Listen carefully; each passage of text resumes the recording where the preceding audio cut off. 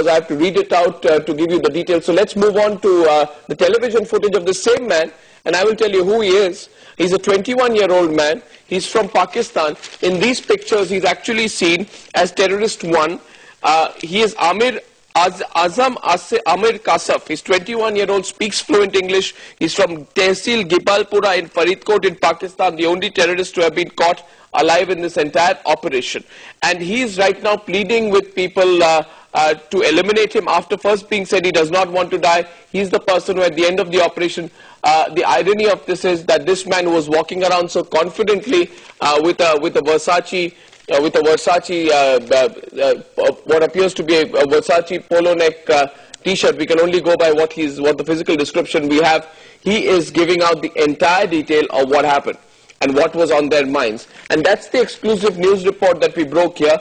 We are actually putting the points out there so you can get a clear idea of it. The plan was to create a 9/11 to reduce, these are the words of the terrorist who's been apprehended, to reduce the symbol of India's economic strength to rubble.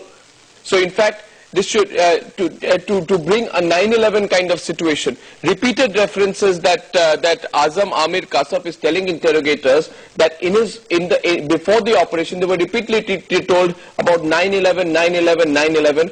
He also says everyone who took part in this operation is a Pakistani national or is a Pakistani, and this is the man who holds all the critical evidence right now. He's in the custody of the intelligence agencies and the interrogators, and of course a lot depends on what testimonials he's giving out right now. Now this also explains, this whole 9/11 situation also explains why at about 4 o'clock this morning the snorkels were taken up suddenly. Because the NSG was dealing with such a sensitive situation where they knew the enemy wanted to blow up the Taj.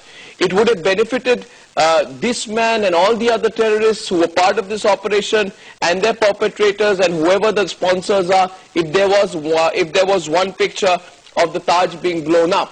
And that's why the snorkels were taken up at about 4 o'clock this morning. Let's go to those pictures of the snorkels being taken up at about 4 o'clock this morning. When the firing actually began, it became so intense. By this time, the NSG had decided it had been able to corner the terrorists. These are pictures of the Taj at 3:30, and it intensified because the NSG obviously gave itself a limited amount of time to finish off the entire operation and stop at any point of time the possibility of the Taj being blown up. And at this point of time, I'd just like to say, the NSG commandos were inside the Taj. The NSG knew that there was an attempt to blow up the Taj. They were actually, all the NSG commandos were putting their own lives on the risk, on the line in this situation to take control of the Taj. And that's why it's so important to tonight stand up and salute, and not just the top officers, but each of the NSG commandos. And especially we have there one of the funeral of one of the NSG commandos. These pictures are coming to you from Bangalore.